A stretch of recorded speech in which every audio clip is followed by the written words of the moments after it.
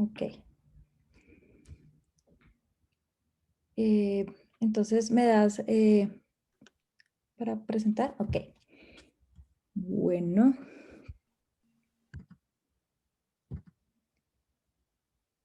¿Todos pueden ver mi pantalla? Sí, se está viendo. Sí. Ok.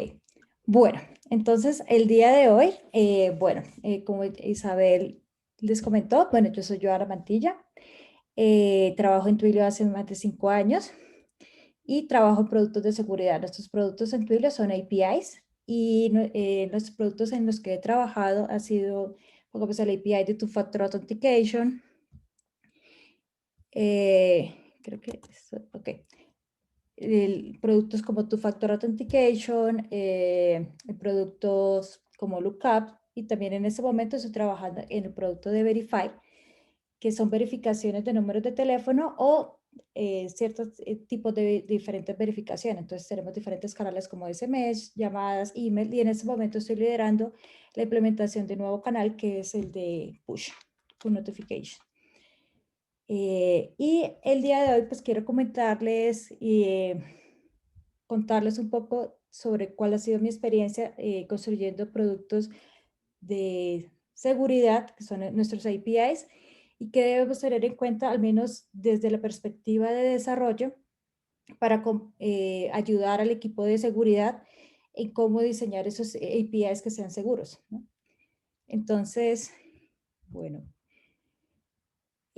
algo que para nadie es un secreto que existen diferentes problemas de seguridad que han pasado a lo largo de los años en diferentes empresas como Facebook, Nintendo, y son problemas, incidentes de seguridad gigantes o data breaches, y todos tienen en común, así sea grandes o pequeños los incidentes, tienen en común de que las víctimas siempre son los usuarios. ¿Por qué? Porque nuestro mayor asset o nuestro mayor valor que tenemos como compañía son nuestros datos, y los datos son nuestros usuarios. Entonces, tenemos que tener en cuenta de que nuestra prioridad siempre es proteger la información que tenemos de nuestros usuarios. Entonces, esa es nuestra prioridad como ingenieros en cualquier API o en cualquier empresa de desarrollo.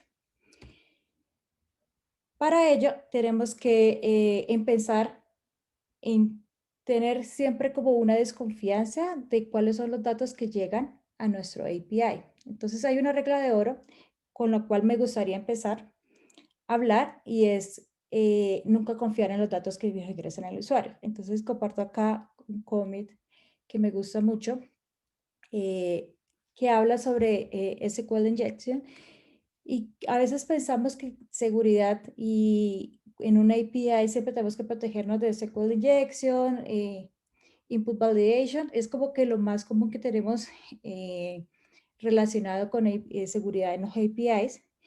Y como nos damos cuenta en este ejemplo tan sencillo, una mamá ingeniera coloca un nombre a su hijo y sin querer pues se borra toda la base de datos de un colegio. Entonces, como ese tipo de cosas nos puede pasar tanto en grandes como pequeñas o medianas empresas. Entonces, teniendo en cuenta que nuestra regla de oro es nunca confiar en las entradas de nuestros usuarios, voy a empezar con este pequeño endpoint para tener un ejemplo de, a veces vemos estos pequeños ejemplos y vemos que puede estar mal, ¿no? Es un endpoint que es para consultar la información de un usuario en especial. La estoy consultando en la base de datos, si no lo encuentro retorno un error, y si no, lo retorno. Súper. Pero, ¿qué cosas nos están faltando para que ese endpoint sea seguro? Entonces, ok. ¿Qué debemos pensar en el momento que vamos a implementar este endpoint sencillo, teniendo en cuenta que no debemos confiar en las entradas de los usuarios? Primero que todo, siempre debemos validar tan pronto el parámetro llega a nuestro API. Entonces, apenas llegue los parámetros a nuestro endpoint, debemos validarlos. Entonces, pongamos acá en Parents ID, deberíamos validarlo antes de utilizar ese parámetro. consideramos todos los parámetros que no hemos validado como inseguros. Entonces, apenas lleguen, deberíamos validarlo. Entonces, eso debería ser la primera línea de nuestro código en este momento.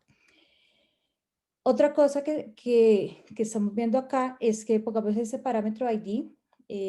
Nosotros como ingenieros sabemos cuáles son los parámetros que nosotros esperamos por cada uno de nuestros APIs. Entonces esperamos parámetros, en este caso el ID, nosotros somos los que sabemos si ese ID va a ser alfanumérico, qué tan largo va a ser, qué caracteres vamos a permitir. Si nosotros no estamos limitando cuáles son los caracteres y cómo debería lucir un ID para nuestro sistema, ese endpoint podría permitir parámetros como espacios, podría permitir como backslash, como ampersand, o podría permitir que alguien, un usuario malicioso, nos enviara un ID de, no sé, 5 millones de caracteres. ¿Deberíamos permitirlo? No deberíamos permitirlo. Entonces, por eso siempre es bueno validar cuáles son los caracteres que vamos a permitir. En este caso, puede ser un ejemplo de caracteres alfanuméricos. Entonces, ¿cuáles son los caracteres permitidos? Del 0 al 9 y de la A a la Z. Lo otro es que deberíamos siempre utilizar allow list en vez de deny list. ¿Por qué? Entonces, si nosotros sabemos que nuestro ID es un alfanumérico, un parámetro que es alfanumérico, sabemos que solamente del 0 al 9 y de la A a la Z, no deberíamos colocar como una regla de decir, no, acépteme cualquier cosa, pero no quiero que me acepte el slash, el punto, y empezar a colocar cada carácter que no queremos uno a uno. ¿Pero qué significa eso? Que en algún momento que si se te pasó algo, estás permitiendo todo lo demás que se te olvidó. Entonces la regla por defecto debería ser al contrario. No permito nada y voy permitiendo cada cosa que yo quiera, una a una. Siempre es que sea manualmente lo que vas a permitir. Si en algún futuro vas a cambiar ese ID y vas a permitir UIDs, entonces de pronto que al medio, entonces lo agregas manualmente, que tengas que cambiar tu código y explícitamente agregar el guión al medio para permitir eso. Entonces siempre es mejor una load list que un deny list. Importante, nunca asignar una variable, que es como decir params ID, es el parámetro como tal que me llega en el request, a una variable interna. Imaginemos que yo le estoy asignando de pronto ID equals params ID. En el momento que yo ya la asigno y este método, imaginemos que fuera 100, 200 líneas de longitud, se nos olvida que ese parámetro es algo que no deberíamos confiar. Y a medida que avanzas en el código, se te olvida que eso fue una entrada que fue insegura y empiezas a confiar que es una variable local, que es un ID y se te olvida y confías, ah, sí es un ID válido. Entonces, nunca asignar algo a una variable interna a menos de que esté validada para ese tipo de cosas, para prevenir que se te olviden ese tipo de cosas. Nunca pasarla a un método sin antes validarla. Entonces, pongamos acá en este ejemplo, yo la estoy pasando al find by ID, que es un método, y automáticamente lo estoy pasando sin hacerle ningún tipo de validación. Ese método internamente puede ser que se utilice para este endpoint, pero puede ser que se utilice para otras funciones internas. Y para él va a empezar a confiar que lo que le llegue ya es un ID válido. Y él no debería conocer desde dónde la fuente que se ingresó ese parámetro. Para él debería ya confiar. Y pues la idea es que uno no debería validar en cada uno de los métodos otra vez cómo debe lucir un ID, ¿no? Entonces, identifica primero cuáles son los lugares de entrada de esos parámetros y como en este caso, pues es el endpoint específicamente y lo primero que debemos hacer es validar. Y después de validarla, ahí ya todos los parámetros o todas las funciones que utilicen esa variable, pues ya van a poder confiar. Entonces, eso es importante. Y lo otro, nunca utilizar, imaginemos que ese find by ID automáticamente es un ORM, un método del ORM, y está haciendo una consulta directamente a la base de datos. Si está haciendo una consulta directamente a la base de datos y le estás pasando el parámetro tal cual como llega, pues puede ser que en la base de datos automáticamente queda guardado cosas extrañas que no quieres que se guardaran. está pudiendo dar paso a inyección de cierto tipo de parámetros o otro problema de otra vulnerabilidades. Entonces, siempre debemos sanitizar, primero también validar y lo otro es sanitizar los parámetros que llegan antes de ir a pasarlos directamente a un query de una base de datos. Si tienen alguna pregunta, por favor, me van avisando. Bueno, entonces, siguiendo con la idea, entonces, este pequeño ejemplo que tengo acá, podríamos agregar validaciones. Entonces, si yo ya sé que mi ID debería ser de máximo una longitud de 30, validemos que de verdad sea de 30, que cumpla ese match de ciertos caracteres que yo quiero permitir. Entonces, estoy haciendo el match de que los caracteres que yo quiero sean de la A a la Z y del 0 a 9. Y ya habiendo validados los parámetros, yo ya puedo confiar en este params ID, o si quieren, bueno, acá se me olvidó, pero podría asignarlos a una variable interna que se llamará ID y ya podría empezar a pasarlas. Ese podría ser. Y tengo, como se dieron cuenta, en la primera dije que pongamos cuando validáramos los caracteres, en la parte de regex, usar siempre contra las A y Z para validar strings. ¿Por qué? Porque los motores de regex funcionan diferentes en cada uno de los lenguajes. Por ejemplo, en Ruby es muy conocido que Ruby, si utilizas la validación por línea con el circunflejo, como en la segunda, como en esta de acá, si utilizas el circunflejo, vas a validar por línea, pero no estás validando el string completo. Entonces, imaginémonos que tenemos un ID que es de multilínea, es un string multilínea, 1, 2, 3, 4, 5, 6, 7, 8, 9, y tiene saltos de línea. Al tener saltos de línea, para nosotros no es un ID válido y no debería ser válido. Pero si se da cuenta, acá con las validaciones de Ruby, si yo le hago el match solamente validando el patrón sin validar que sea iniciar y finalizar un string, me está diciendo que esto es un ID válido. Sería un problema. Si lo hago con un circunflejo y signo pesos al final, estoy validando por línea. Y al validar por línea me está diciendo el 1, 2, 3, si cumple con de la A a la Z y del 0 a 9, sí, pero no me está teniendo en cuenta que también se está yendo un carácter de más, que es el salto de línea. Y me está permitiendo y me está diciendo que ese ID es válido. Entonces, en Ruby, la costumbre es, y la recomendación a nivel de seguridad siempre es utilizar contra las A, que valida todo el string, no importa si sea multilínea o no. Y ahí te das cuenta que es falso. Esta recomendación me parece importante porque hay veces nosotros generamos las funciones regex, las escribimos, pero no sabemos cómo está funcionando el motor de regex por debajo en cada uno de los lenguajes. Ese tipo de problema, por ejemplo, no lo veo en Go o en otros lenguajes. Creo que en Java tampoco tienes problema, pero pongamos, depende de cada lenguaje que cada uno utilice, siempre es bueno validarlo. Que de verdad está haciendo el match para el tipo de parámetros que estoy diciendo. Y eso de multilínea, string de multilíneas, es muy común es que se pase este tipo de problema.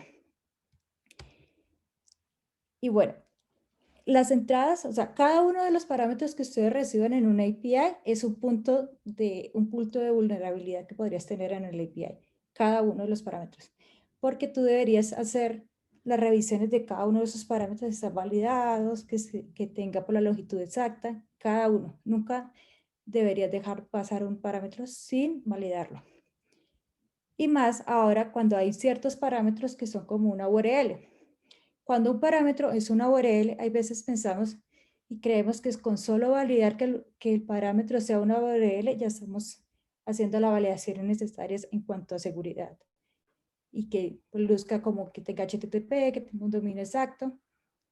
Pero existen vulnerabilidades como Server-Side Request Forgery, que son tipos de ataques que te intentan utilizar URLs para acceder a recursos internos. Entonces, imagínate que tú tienes un campo donde puedes configurar un webhook o desde una aplicación web le pasas al backend una URL donde quieres hacerle ese fetch de la información y de algún momento renderizarla en la parte web. y que esa URL pues la pueda modificar el usuario final y de pronto se te pase un localhost, o que coloquen una IP así como 169 tal, una IP que puede ser de un recurso interno.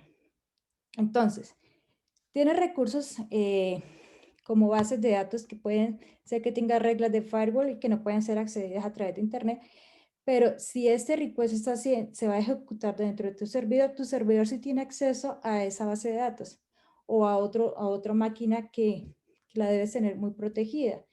Pero si estás permitiendo que internamente vas a hacer un request a esa URL externa, ya automáticamente puedes estar haciendo, creando un tipo de ataque, podría ser que te hagan denial of service de request directamente a ese recurso interno. Entonces, imagínate que ponga la localhost y el puerto de la base de datos. Entonces, cada vez que haces un request y mandas un webhook, estás enviándole tráfico directamente y tráfico raro que no va a manejar la base de datos. Entonces, eso podría ser.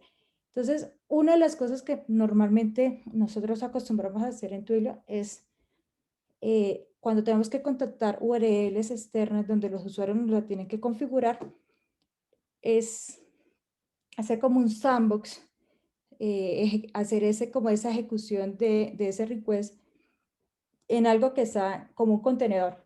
Puede ser una función de lambda, donde no importa si esa función de lambda como no tiene acceso a nada más, a ningún otro recurso, si falla, pues va a fallar y no va a pasar nada. Eso es lo importante.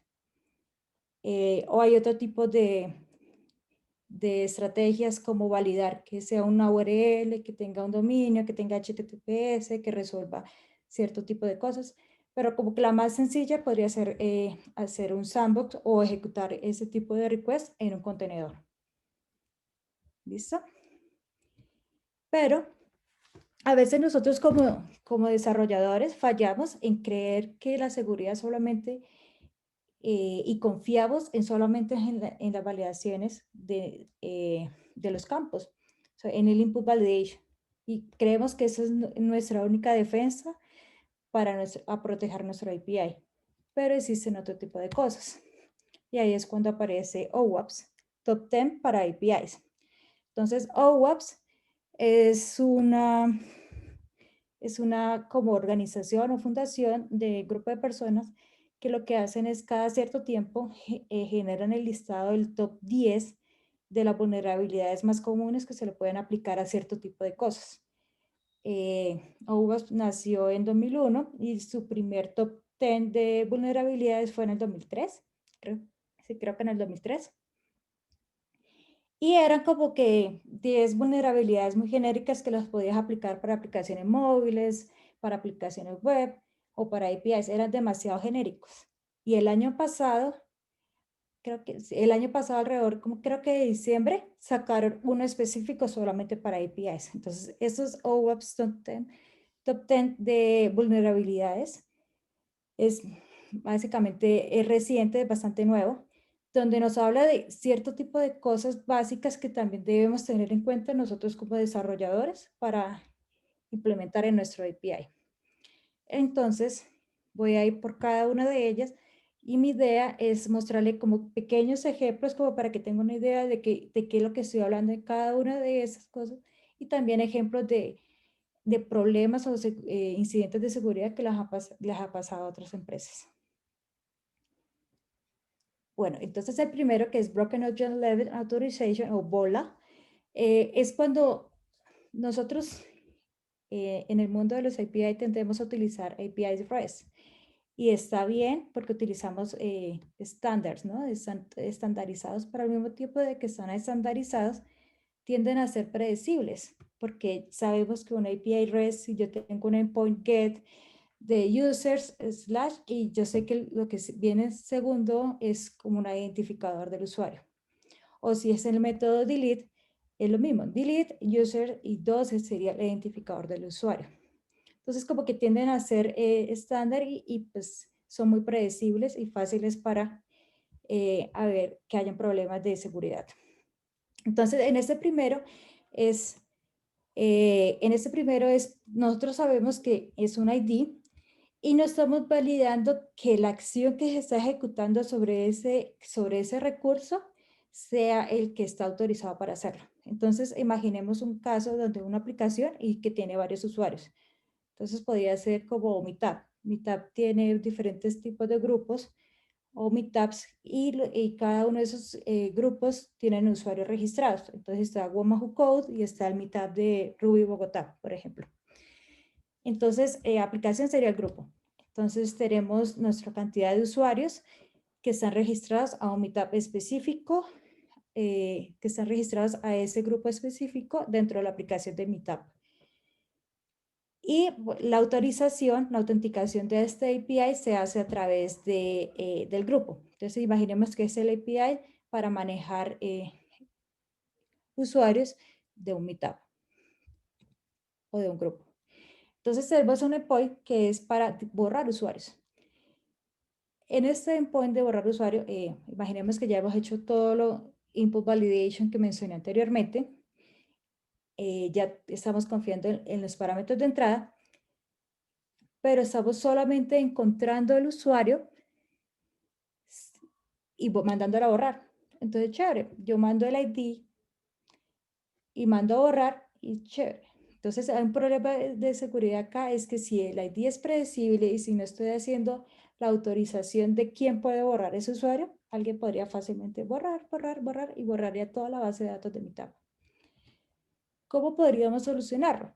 Entonces, ahí como hablo de aplicaciones como el grupo, si la autenticación de ese API la estoy haciendo por el grupo como Wamahu Code que se conecta al API de Meetup y va a borrar a Isabel de la base de datos, si yo me estoy autenticando con el Wamahu Code API Key, yo debería solamente dejar borrar los usuarios que pertenecen a Wamahu Code y no dejar borrar a otros usuarios que pertenecen a otro meetup como el de Ruby.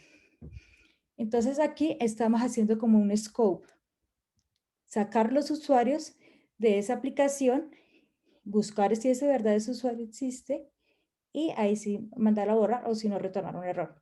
¿Por qué? Entonces acá hay otro tipo de cosas que tenemos que tener en cuenta en este primer top 10 de vulnerabilities.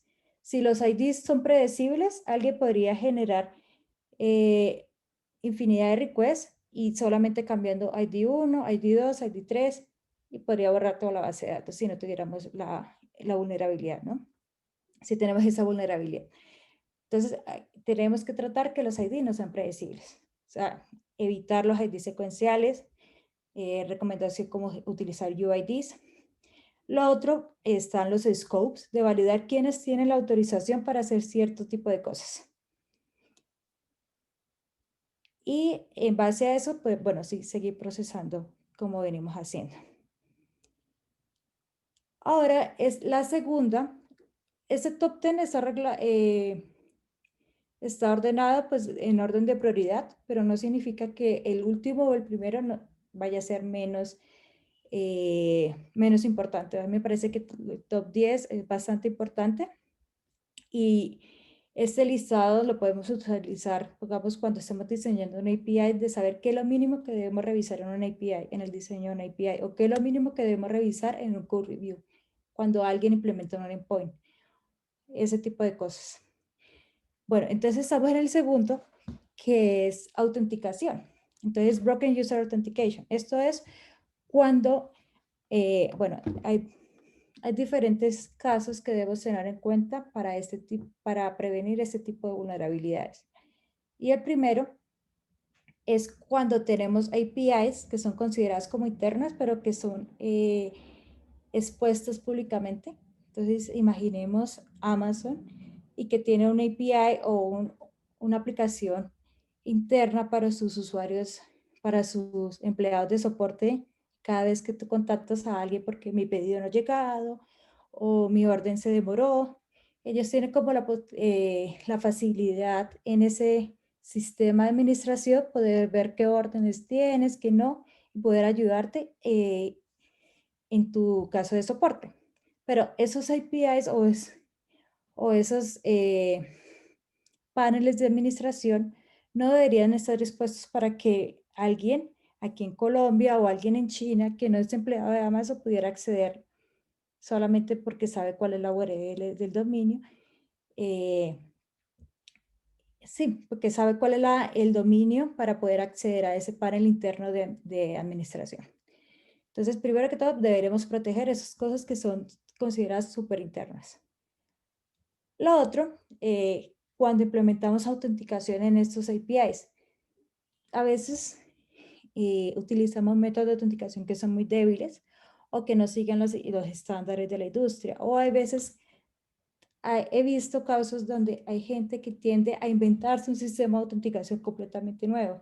Y cada vez cuando uno trata de inventar, hay ciertas cosas que se te van a pasar que alguien ya de pronto los estándares ya consideraron. Entonces siempre hay como problemas en ese tipo de cosas. Entonces siempre hay como que seguir como cuáles son los best practices de la industria, cuáles son el estándar para mejorar una autenticación. Lo otro también, si tu API tiene API keys, podemos generarlos que sean súper random, que no sean fácilmente predecibles, para que no sean débiles. Importante es siempre darle la posibilidad a nuestros customers de que los puedan rotar, porque siempre puede haber el caso de que uno de tus clientes o de tus customers eh, sean vulnerables de alguna manera y el API key se liqueó en alguna aplicación y ellos tengan la necesidad de rotarla. Entonces, siempre importante para la autenticación dar la facilidad a nuestros clientes de que la puedan rotar. Lo otro, cuando manejamos passwords, esos son en los sistemas como web applications, donde el usuario entra su username y su password. Permitir que los usuarios entren passwords débiles. A veces hay aplicaciones que lo que hacen son recomendaciones. Deberías utilizar un número, un símbolo, un número, una letra en mayúscula o minúscula, pero no lo enfuerzan. Entonces, desde nuestro lado, en nuestro sistema debería ser seguro por defecto. Y si está en que el usuario tenga que decidir si utiliza un password seguro o no, no, tu sistema no es seguro por defecto. Entonces, siempre deberíamos tratar de forzar de que nuestros usuarios coloquen password que sean más fuertes, con ciertas características. Lo otro importante, bueno, una recomendación, pues no guardar los passwords en texto plano en la base de datos, ni encriptados. Y lo otro es no hashearlos como hay mucha gente que la recomendación es guardar los passwords hasheados en las bases de datos, pero cuando se hashean solamente aplicando un SHA-256, por ejemplo, eso es un hash muy débil. Y no es porque estoy utilizando 256 y debería utilizar 512, no es por eso. Es porque imaginemos que tenemos 10 millones de usuarios en nuestra base de datos de Meetup. Y nuestros 10 millones de usuarios, de ellos hay 1000 que utilizan el mismo password. Joana 1234 y la J en mayúscula. Entonces, si yo los hasheo todos de la misma manera y en algún momento nuestra base de datos es comprometida, solo con que el atacante adivine un password, se va a dar cuenta el hash y va a poder identificar en la base de datos que hay 1000 usuarios que tienen el mismo password y automáticamente esos 1000 usuarios ya van a estar comprometidos. Entonces, nuestro hash no debería ser compartido. Entonces, una de las estrategias que nosotros seguimos es que cuando hashees algo en la base de datos también lo hagas que puedas identificar únicamente que ese password le pertenece a ese usuario en especial. Entonces, es agregarle metadata también a lo que está hasheando. Eso también ayuda a prevenir ataques como de swap, donde imagínate que en algún momento alguien te puede mandar un query y puede hacer que el password que yo, Joana, soy el usuario 20, por ejemplo, puedo cambiar, setear el password que tengo yo que está hashado, seteárselo al usuario 1 que de pronto sin saber, yo me sé el password porque yo soy el usuario malicioso, es Joana 1234, y automáticamente ya lo puedo reemplazar. Lo ideal es meterle metadata para que en el momento que intenten loguearse como el usuario de Isabel, ese password que hicieron el swap o el intercambio, está diciendo, ese password es para el usuario 20, no para el usuario 1, y falla, así sea el mismo password. Entonces es importante como que tratar de que ese hash que le estamos dando para en la base de datos sean hashados, pero también sean únicos por todos los usuarios, por el problema de que los passwords se pueden repetir. Bueno, también no es recomendable tener password por defectos en el sistema. Imaginemos que lanzamos un sistema y que el password Pepito puedo acceder a ciertos tipos de cosas con el usuario por defecto. No debería haber ese tipo de estrategias. Autenticaciones que no sean susceptibles a ataques de brute force. Bueno, ¿qué más puedo colocar acá? Importante que si nuestro API, la autenticación, podemos utilizar headers de autenticación como Basic o Bitter, pero nunca colocar información sensible ni API keys en una URL. ¿Por qué? Porque nuestros APIs normalmente hay algunos que son integrados con Web Application y tienen Google Analytics o tienen un WAF, tienen sistemas que están leyendo y que todo el tráfico de la URL está siendo logueado. Imaginemos que estamos mandando los logs de Nginx a un servicio externo y entonces automáticamente ya está liqueando API key de nuestros clientes con un proveedor externo. Entonces, importante nunca colocar información ni PII, que es Personal Identified Information de nuestros usuarios, en la URLs, ni API keys, para evitar que se liqueen con proveedores externos. Y bueno, está la parte, recalcar que hay estrategias de autenticación que utilizan JOTs, pero si utilizar JOTs es importante que los JOTs siempre, los JOTs validen que pues que esté firmado y que de verdad están expirando, ¿no? Bueno, entonces tenemos un ejemplo y varias cosas que yo mencioné, a muchos les parecerá, pero eso es básico, eso deberíamos saberlo y eso no se me va a pasar. Créame que no. Esto fue una vulnerabilidad que pasó en el 2016, si no estoy mal, en Facebook. Tuvo una vulnerabilidad con la funcionalidad de resetear el password.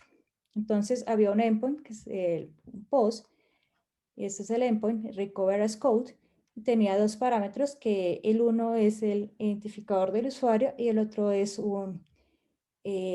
como el token que se le enviaba al usuario a través de SMS o, bueno, de cualquier otro canal. Ese token es de 5 dígitos. Si tenemos un token de 5 dígitos, significa que tenemos 100.000 opciones de números posibles. Entonces, este investigador se dio cuenta de que si, aparte de que existe el dominio facebook.com, existe otros dominios como el de beta facebook.com o en basic beta facebook.com, que funcionan igual como Facebook, pero que tienen otro tipo es como para hacer pruebas, ¿sí? Para hacer pruebas de las funcionalidades beta de Facebook. Y Facebook no tenía sistemas de rate limits como lo tiene para Facebook. Por eso lo tengo en verdecito. Entonces, para Facebook, esa vulnerabilidad no era posible ejecutarla porque en facebook.com tienen sistemas de rate limit. Pero este dominio beta facebook.com, como era de pruebas, no tenía rate limits. Entonces, este usuario, este researcher, lo que hizo fue hacer un script donde empezó a llamar este endpoint con el ID de cualquier usuario y enviaba números, pues tenía 100.000 opciones. Entonces esas 100.000 opciones empezó a mandar el código 100010002 y en algún momento iba a pegarle al código válido y fácilmente podía cambiar el password de cualquier cuenta en Facebook. Entonces, es por eso que los servicios que consideramos que son internos, que son como de prueba, deberían funcionar, primero que todo, no deberían estar expuestos a Internet, y si están expuestos a Internet, debería tener los mismos niveles de seguridad como un servicio de producción. Acá abajo en la diapositiva tengo el link, por si acaso alguien más quiera investigar un poco más sobre este problema de vulnerabilidad que tuvo Facebook hace unos años. Bueno, para recalcarles las validaciones de JOT, siempre verificar que esté correctamente firmado, si lo están firmando, que tenga una expiración la más corta posible. Entonces, si tu JOT es para resetear un password, nunca dejar un link de resetear un password en el correo de un usuario que funcione para toda la vida. Porque en algún momento tu usuario final puede ser que le comprometan la cuenta de Gmail, entro y puedo buscar Facebook, en qué momento yo reseté mi password en Facebook hace 3 años y tengo el link y podría cliquearlo y podrían cambiarme el password. Entonces, siempre los links que enviamos para ese tipo de funcionalidades como resetear password, siempre los links deberían expirar y siempre debería ser lo más corto posible. Y cuando lo revisemos en el API, revisar que el link no esté expirado. Y lo otro es, esos JOTs, normalmente en el payload se agrega cierto tipo de información, es un JSON, que ese JSON que nos está llegando en el API cuando lo recibimos sea el mismo JSON con los datos que esperamos, porque también te pueden inyectar cierto tipo de cosas, ¿no? Y validar que sea lo que esperas, la información.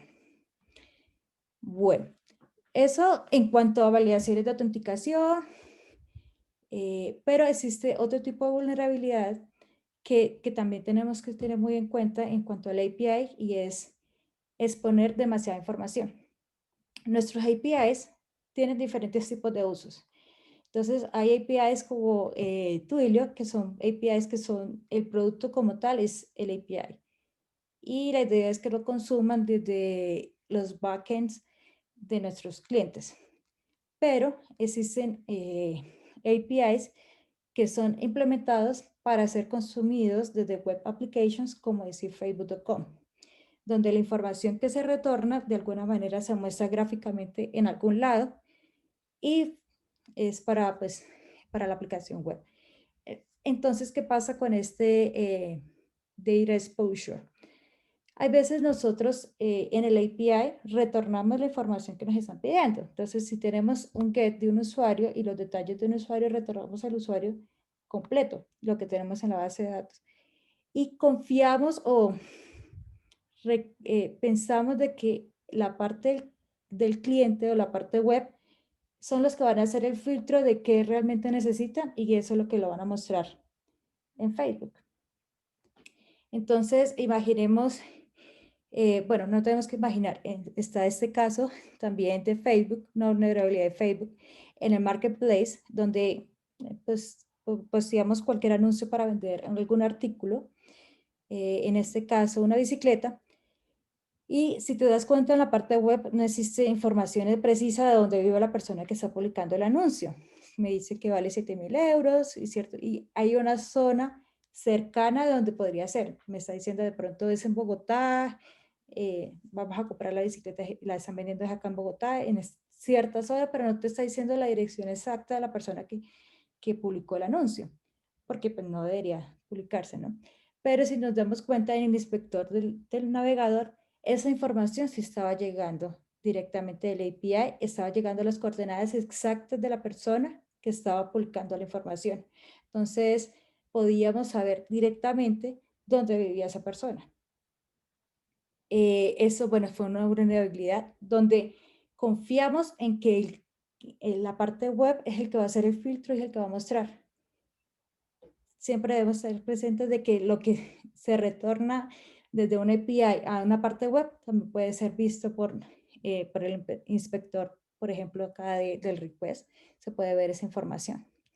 Entonces, tengo un ejemplo pequeño acá para exponer ese tipo de problemas y cómo podríamos solucionarlo. Entonces, imaginemos que tenemos un usuario en la base de datos que tiene 3 campos, un ID, el nombre y la localización, ¿no? Como la parte de las coordenadas, ¿no? Entonces tenemos un endpoint para tener los datos de cierto usuario, tenemos validaciones básicas, estamos haciendo el scope, estamos buscando el usuario exactamente de esa aplicación, en este caso pongamos Facebook, pero si se dan cuenta en la línea del response, donde dice estamos respondiendo 200 y estamos retornando el usuario. Aquí estamos retornando todo el objeto del usuario en la base de datos. nunca estoy filtrando qué es lo que yo quiero retornar. Imaginemos que en un futuro algún compañero tuyo de la empresa agregaron otro campo que es, por ejemplo, eh, el, el número de identificación de la persona o la dirección exacta de donde vive. Y automáticamente se va a estar liqueando aquí en el response porque está retornando siempre todo el usuario en el momento que hace el responde el get user. La recomendación siempre es tener los allow lists, definiendo cuáles son los campos específicos que quiere retornar a la parte web o en el API. Entonces, en la última línea, defino cuáles son los campos que de verdad me interesan retornar en este API. Entonces, en Ruby, defino que quiero retornar el objeto en JSON y específicamente solo quiero retornar el ID y el nombre. Ahora, si en un futuro tenemos más campos y queremos retornarlos también en la parte web, manualmente y explícitamente tengo que definir cuál es el campo que quiero agregar. Así, el API, primero que todo, no está retornando información sin que nosotros sepamos si está cambiando el response del API y no estamos liqueando información importante del usuario. Bueno, siguiente, perdón. El siguiente es lack of resources or rate limit. Este es un tipo de ataques, se puede combinar un poco con lo que mencioné hace rato sobre la parte de Facebook, el problema de vulnerabilidad de Facebook para resetear el password, que no tenía rate limits en ciertos dominios. Se puede combinar un poco con eso. Esta es cuando el tipo de ataque que nos hacen es para que nuestros servidores se queden sin recursos, recursos como disco o recursos como memoria, o que el API no tiene un límite que frene al usuario de hacer la cantidad de requests que quiera hacer en un periodo de tiempo dado, ¿no? O, bueno, relimits, hay diferentes tipos de relimits. Hay unos que son por tiempo y hay otros que podrían ser por el tipo de request o de actividad que está haciendo el usuario, ¿no? Entonces voy a explicar primero el de lack of resources, que es, pongamos, cuando nos llaman a una API con una cantidad el campo, pongamos, imaginemos que es para subir una imagen o un ID. Entonces, que uno de los campos es que me están pasando un ID y el ID es gigante. Entonces, yo esperaba que un ID fuera de 30, pero me están pasando un ID de 10 millones de caracteres y el payload es gigante, ¿no? Entonces, puede ser un kilobyte o podría ser, no sé, un gigabyte nomás el request, el payload.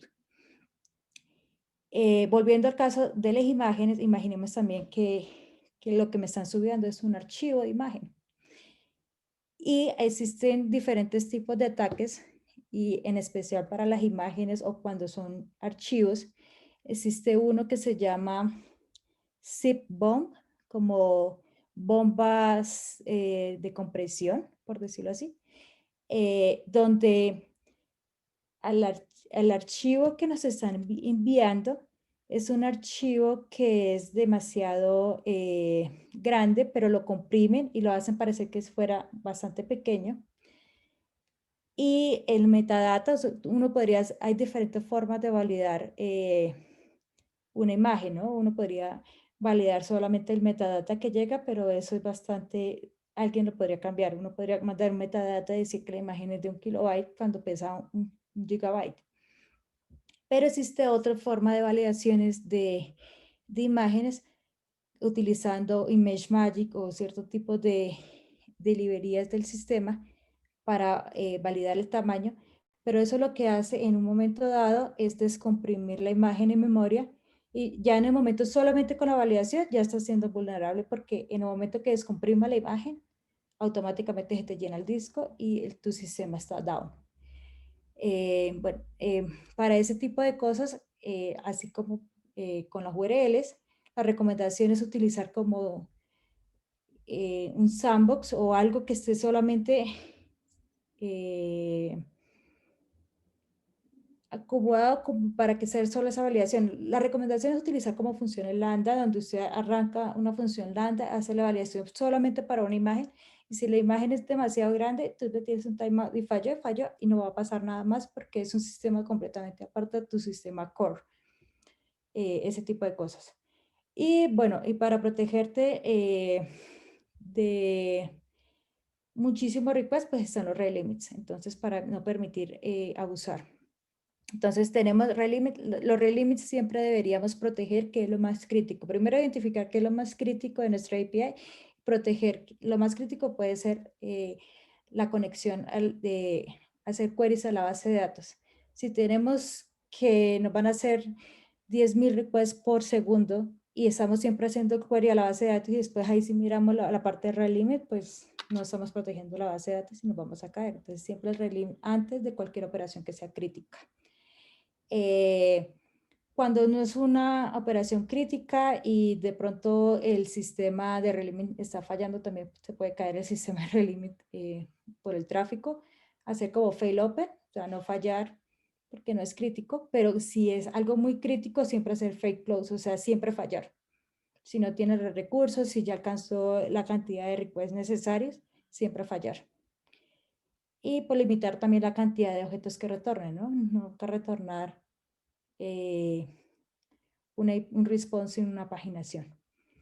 Bueno, creo que tengo que acelerar un poco. Tenemos nuestro quinto vulnerabilidad que debemos tener, pensar en el momento de un diseño de una API, y es cuando a nivel de permisos.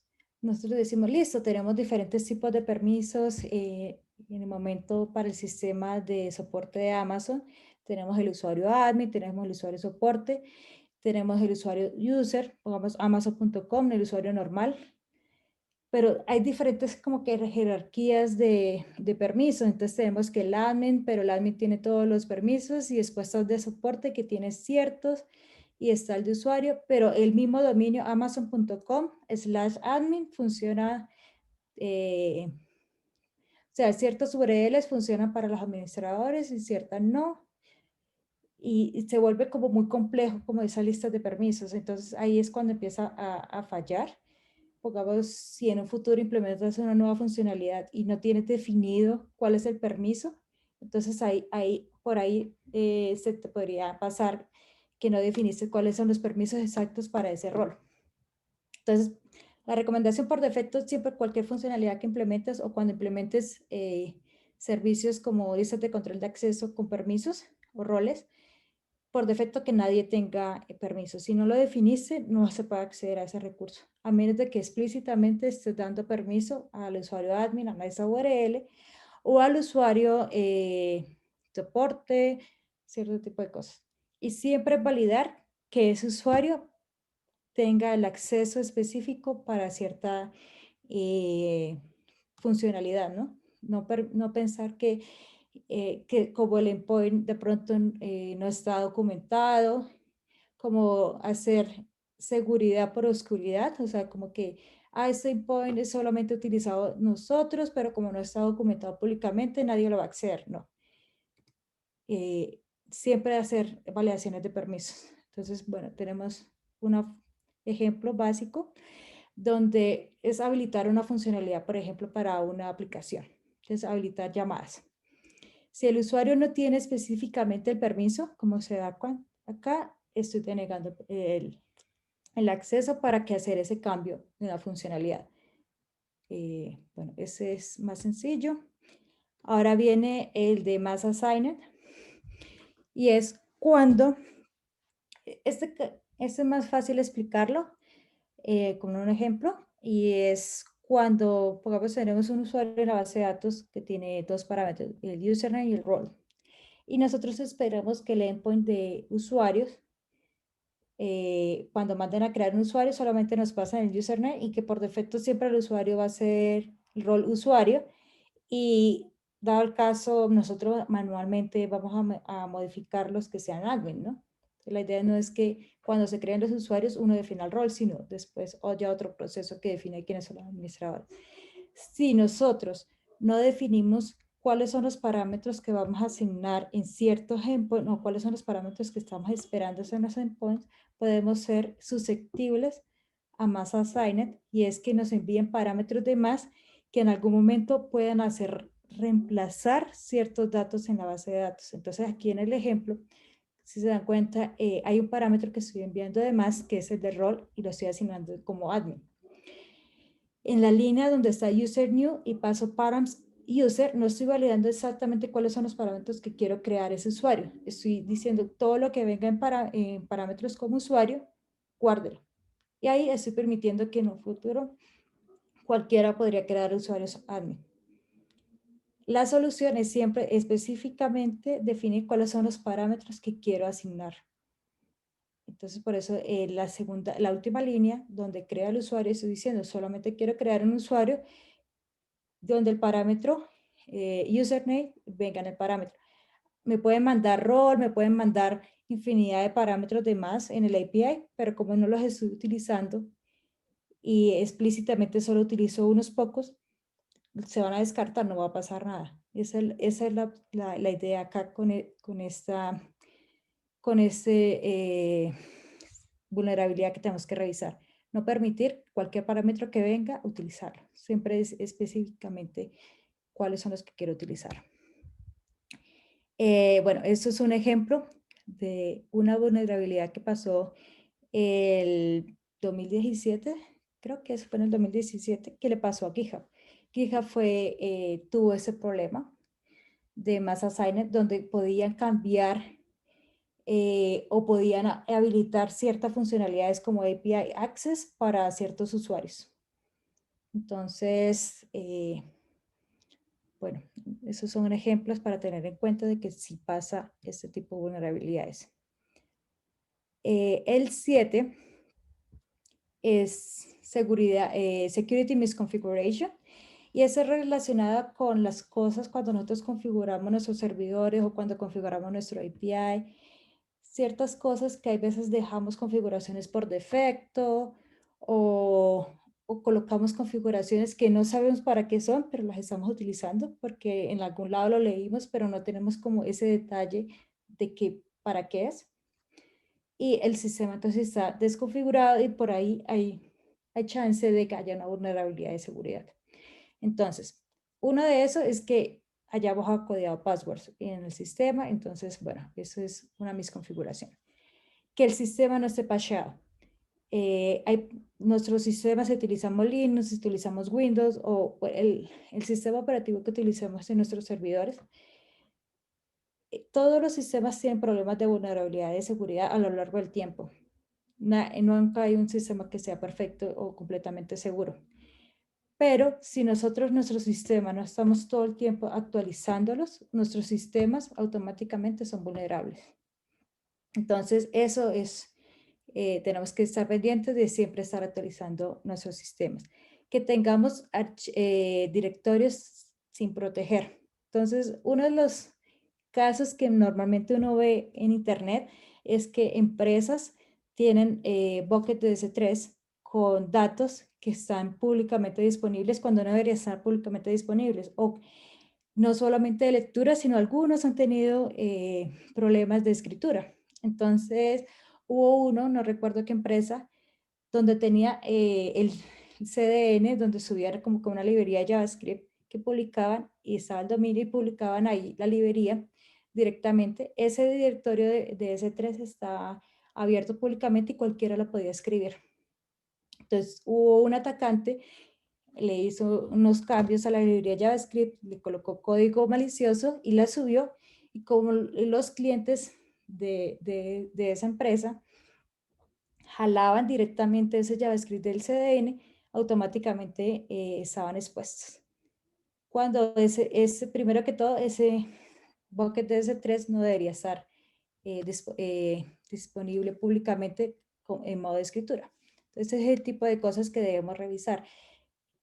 Cuando tengamos recursos, pues, si están protegidos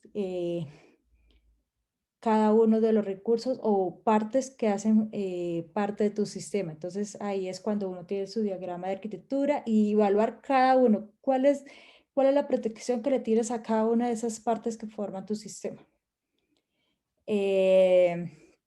Bueno, cosas como configuraciones de course policies que están mal o que están no mal, sino que están muy abiertas y no están restringidas a lo que verdaderamente se necesitan.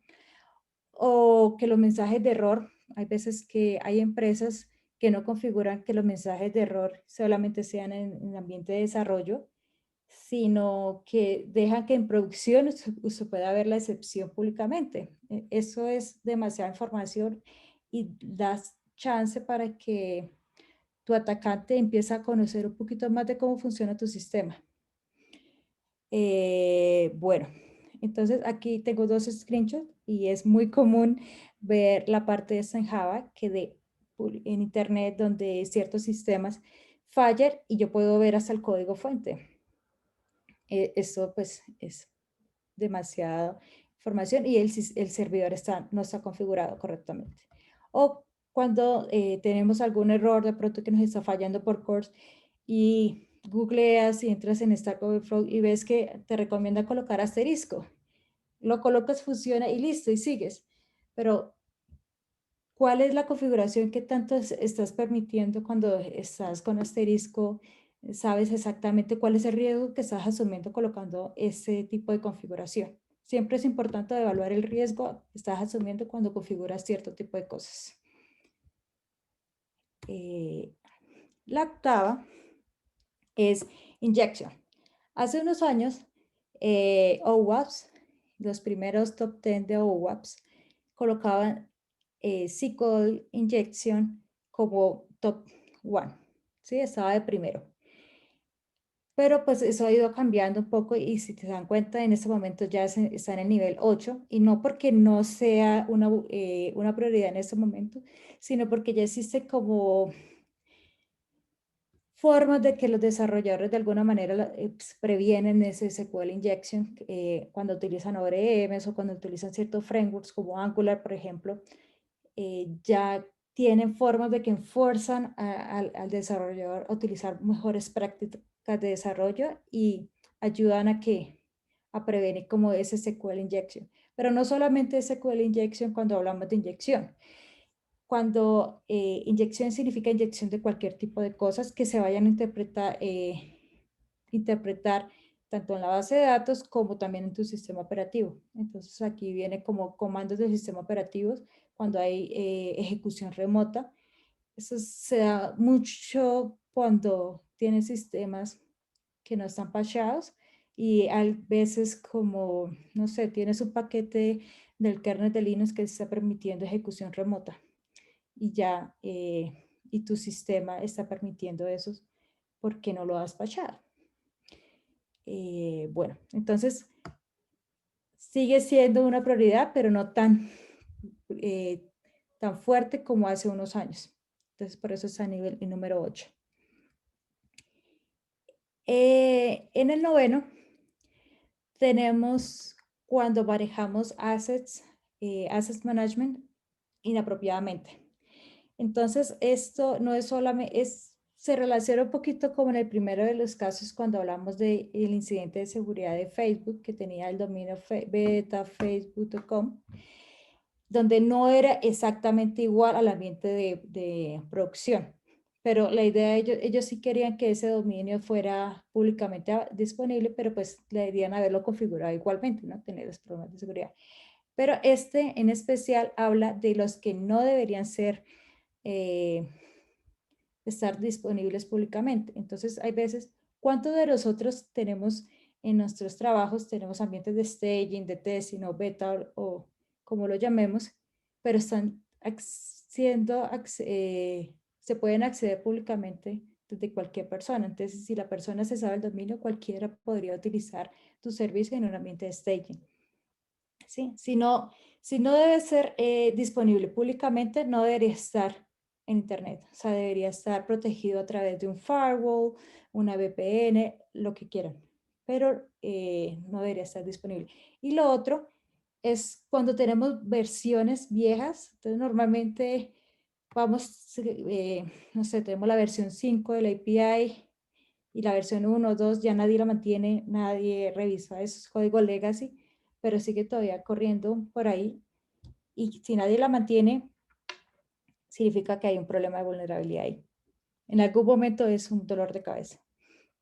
Entonces siempre tener como cuáles son los recursos, tener un inventario de cuáles son los recursos que tienes y si es necesario, esos recursos con ese inventario, cuáles deberían, no sé, si hay servidores que son muy viejos que no se están utilizando, apagarlos, si es una API que tienes que deprécalo, pero siempre tener como llevar ese track de qué cosas están al día y qué no.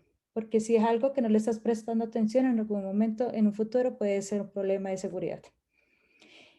Bueno, como dije, el segundo es limitar el acceso. Pues, si algo que no debería ser público, pues limite el acceso con un firewall. Bueno, y la última, la última, pero no menos importante, me encanta esta última y es, a veces pensamos que seguridad solamente tiene que ver con los problemas y los ataques que nos pueden hacer y la información que nos están robando. Pero esta es qué estamos haciendo nosotros proactivamente para saber, primero que todo, cuántos de nosotros en nuestra empresa sabemos si en este momento está comprometido o no nuestro sistema. ¿Cuántos de nosotros, dado el caso, sabemos si el sistema está comprometido en este momento, hace cuánto está comprometido? O sea, ¿cuándo empezó? ¿Cuándo fue que nos comprometieron? Y si ya sabemos cuándo nos comprometieron, ¿cuántos de esos usuarios están afectados?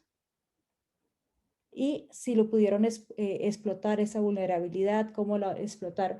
Todo ese tipo de cosas es como que conocer tu sistema, tener logueo, monitoreo y alerta. Definitivamente la alerta es en el momento de que si algo está pasando, alertar y saber que tu sistema está comprometido. Entonces hay como recomendaciones y es cuando ves que la base de datos tiene un peak de usage o network outbound, o sea, tráfico de salida, puede significar que te estén robando la base de datos, como ese tipo de cosas. Siempre mirar qué puedes hacer proactivamente para mirar si algo raro está pasando, genera una alerta. Y importante, loguear toda la información que creas que sea necesaria para un análisis futuro, pero sin loguear PII. Porque podrías estar logueando passwords y créame que uno dice a veces, no, pero eso es básico, uno no debería loguear password. Recientemente le pasó a GitHub y también le pasó a Facebook que estaban logueando los passwords cada vez que una persona se logueaba. No era que tuvieran los passwords en texto plano, la base de datos, sino en los logs quedaban logueados en texto plano. Y si la información de verdad es PII, esa información sensible de nuestros usuarios, pero creemos y es crítico que debemos loguearlo para un futuro análisis, si lo necesitas, no lo loguees en texto plano. Aplicarle, hasharlo con un HMAC, ese tipo de cosas, para que la información esté en texto plano. Segundo es, si en un momento dado en un request interactúan diferentes recursos, entonces está la parte web, está la parte del backend, no sé, la base de datos, o tienes un Kinesis, lo que sea, siempre tratar de que esos diferentes recursos o fuentes de información haya una correlación para poder hacer como que haya trazabilidad del request para en un momento dado saber qué es lo que pasó. Eso es importante. Y el monitoreo es súper importante para poder detectar en un momento dado que estamos comprometidos.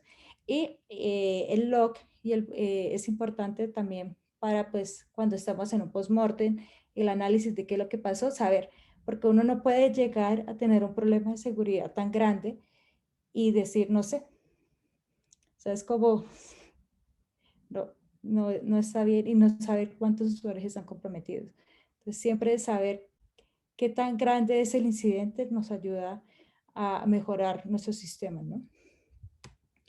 Entonces, bueno, aquí les tengo ejemplos. de incidentes que han pasado en otras empresas como GitHub.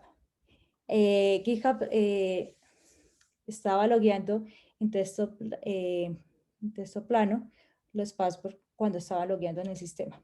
Entonces, bueno, eso ya lo mencioné. No solamente fue GitHub, también le pasó a Facebook.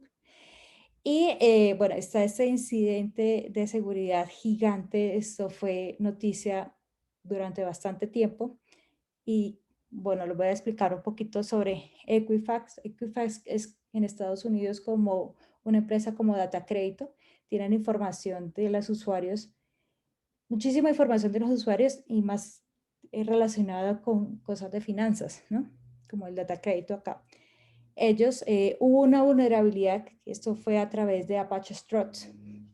Entonces, si miramos el timeline acá abajo, Apache, un researcher le notificó que había un problema de vulnerabilidad el 14 de febrero, esto no me acuerdo qué año, diría que hace 2 años. El 14 de febrero le notificaron y el 6 de marzo Apache lanza el fix. Listo, lo arreglaron, tal cosa, hicieron públicamente el release y notificaron a todo el mundo, por favor, actualicen sus sistemas para hacer el patch de este problema de seguridad. Eso fue el 6 de marzo. Y el 7 de marzo ya los atacantes empezaron a explotar esa vulnerabilidad a través de la base de datos de Equifax. Empezaron y comprometieron a Equifax el 7 de marzo, o sea, el día siguiente de la vulnerabilidad. ¿Por qué? Porque los atacantes, vulnerabilidad que sale, vulnerabilidad que empiezan a revisar en todos los sistemas en donde no han patchado. Es la forma más fácil de explotar un sistema, es automáticamente aparece una vulnerabilidad. Entonces, por eso es como que uno tiene que correr a actualizar nuestro sistema y más cuando la vulnerabilidad es critical, ¿no? Es muy critical, uno debería automáticamente estar actualizando, estar muy pendiente de eso. Entonces, bueno, al día siguiente del release de la vulnerabilidad, comprometieron el sistema de Equifax porque no lo arreglaron, no lo actualizaron. El 14 de mayo, supuestamente, es el día que Equifax, bueno, Equifax, ahí el 14 de mayo todavía no sabían que estaban comprometidos, o sea, ya van varios meses, ¿no? Desde marzo hasta mayo, varios meses y estaban comprometidos. Supuestamente el 29 de julio es que ellos detectan que de verdad están comprometidos. Entonces, de marzo a julio son 3 meses, llevan 3 meses comprometidos y no sabía. El 29 es que detectan y ellos dicen, el 14 de mayo creemos fue que nos comprometieron, pero no era así. En verdad fue desde marzo, el 7 de marzo. Hubieron varios problemas después de eso. Al día siguiente de que ellos supieron que estaban comprometidos, pues actualizaron el sistema y pues la vulnerabilidad pues ya estaba cerrada, no lo podían seguir explotando, pero ellos nunca comentaron. O sea, acá hay cosas como también de legal, donde ellos nunca contaron sobre que habían tenido ese problema de seguridad gigante y el jefe, el CFO, y el presidente de esa empresa va y vende acciones primero antes de ir a notificar públicamente, lo cual está mal porque sabía que algo estaba pasando a la empresa y que se iba a caer la acción, antes de notificar ese problema de seguridad, que lo notificaron fue el 7 de septiembre, o sea, los usuarios se enteraron de que sus datos estaban siendo comprometidos, de que alguien más estaba robando los datos de Equifax hasta el 7 de septiembre. Entonces, a veces las empresas hay veces no son transparentes con los usuarios y hay veces no porque no quieran, sino es porque no detectan que están siendo comprometidos a tiempo. Entonces, esto es un caso fue bastante famoso y, y es por eso que uno tiene que tener en cuenta siempre hacer los patches de seguridad. Acá están los links por si quieren leer un poquito más sobre este problema de seguridad. Y bueno, ya estoy casi por terminar. Tenemos uno como una ñapa, por decirlo así. Esto no está considerado pues en NoWAPs, pero son cosas que debemos hacer y es chequear siempre nuestras dependencias. ¿Por qué? Porque nuestro código puede ser líneas de código, pero si utilizamos 5 librerías externas, esas 5 librerías pueden ser 1 millón de líneas de código que no escribimos nosotros y que pueden ser vulnerables. primero que todo, estás siempre monitoreando cuáles son los incidentes de seguridad que tienen nuestras librerías o los paquetes que tengan instalados en nuestro sistema operativo, cada una de esas.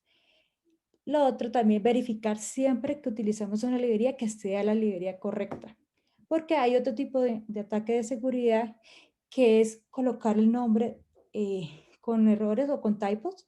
Entonces, si te das cuenta acá, pongamos cross M, hay veces uno dice, ah, listo, utilices cross M, pero no sabes si es con guión al medio o no. Es difícil a veces identificar cuál es el real y cuál no. Y en este caso, pues, la real es la que tiene el guión al medio. O pongamos CoffeeScript. Existen 3 diferentes opciones. La una puede ser que tenga la doble E, la otra con un guión al medio, y si te das cuenta, la correcta es la que está en verdecito, pero nos puede pasar. Y ahí automáticamente estamos jalando código malicioso en nuestro sistema.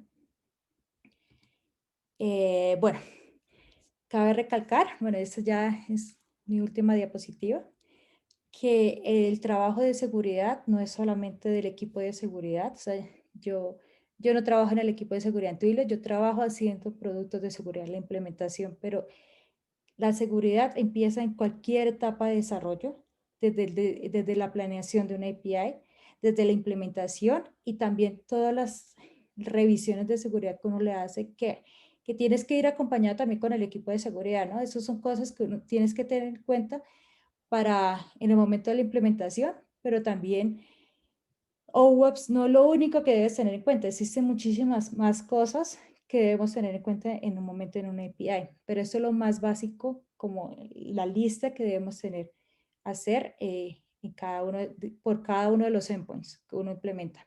Saber que al menos no es vulnerable en ese top 10 de vulnerabilidades. Cabe recalcar, bueno, que el trabajo de seguridad es de todos y aparte de eso también existen como 3 modelos, revisiones por cuarto, revisiones por mes, o pruebas de penetración internas como externas, que ayudan a que tu sistema pues sea más seguro, ¿no? Y con esto termino. Entonces, quisiera saber si tienes dudas, preguntas y el feedback es bienvenido. Gracias.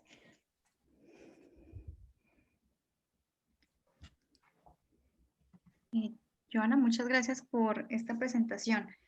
De pronto, de inquietudes, digamos, OWASP da como una referencia de lo que debes hacer, pero llamémoslo dentro de los lenguajes que tú manejas, ¿hay como algún tipo de, llamémoslo así, buenas prácticas referidas específicamente a lenguajes que se puedan consultar? Porque las de OWASP son agnósticas, pues puede ser aplicada a cualquiera, pero Sí, ¿conoces alguna de pronto para algunos lenguajes que se pueda aplicar?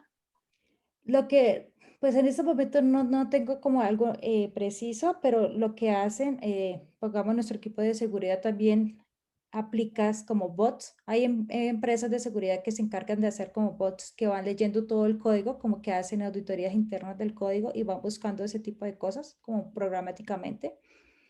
Eh, y hay como que plugins de desarrollo para ciertos lenguajes que como que te ayudan a revisar cierto tipo de cosas, pero hay muchas cosas que también pueden ser falsos positivos, como que te va a salir un falso positivo en una prueba o ese tipo de cosas. No son 100% confiables, pero la automatización ayuda un montón. O sea, definitivamente, eh, si no automatizas, es muy difícil la implementación de esto, porque vamos a estar monitoreando que una vulnerabilidad que haya salido en una de tus dependencias y que la hayas pachado en un cierto periodo de tiempo es imposible prácticamente si lo haces manual. Entonces, tratar de automatizar creo que es lo mejor. Eh, recomiendo de pronto Sync, creo que es que se llama, es como un perrito. Espérate a ver, lo escribo acá, creo que se llama Sync. Y es un bot de seguridad para GitHub que te permite hacer ese tipo de revisiones. Sneak, perdón. Voy a colocarlo otra vez. Eso ayuda, pero pues también, como les digo, como que OWASP te da como una cierta guía y que podrías aplicar en los code reviews, ¿no? Cuando tu compañero de trabajo implementa un endpoint, podrías decir fácilmente ir por esa lista, ir chequeando. Al menos se te van a pasar muchas cosas, pero al menos hay muchas como más obvias que no se te van a pasar. Y después se vuelve como más fácil, uno después ya lo hace como más rápido, ¿no? ¿Alguna otra pregunta?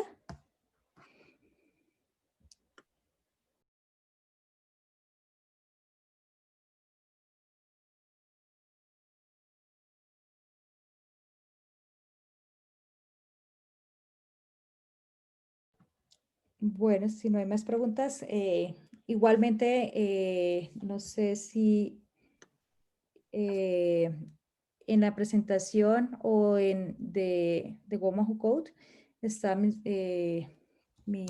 Twitter de contacto, por si acaso alguno tiene una duda, no duden en contactarme para, pues para ayudarles en lo que pueda, la verdad. Y me alegra mucho haber estado acá y compartir este rato con todos ustedes. Joana, muchas gracias. Pues es un tema bastante útil y bastante relevante. A veces como desarrolladores no pensamos en esto de primera, digamos, de primera mano. O sea, la primera opción es que funcione, la primera opción es que conecte y que opere.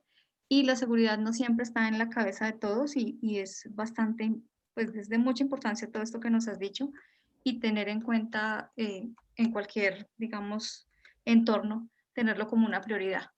Entonces, muchísimas gracias por tu presentación. Te agradecemos mucho por tu tiempo y por todas las cosas que nos mostraste que son bastante relevantes. Vale, muchísimas gracias. Gracias a todos.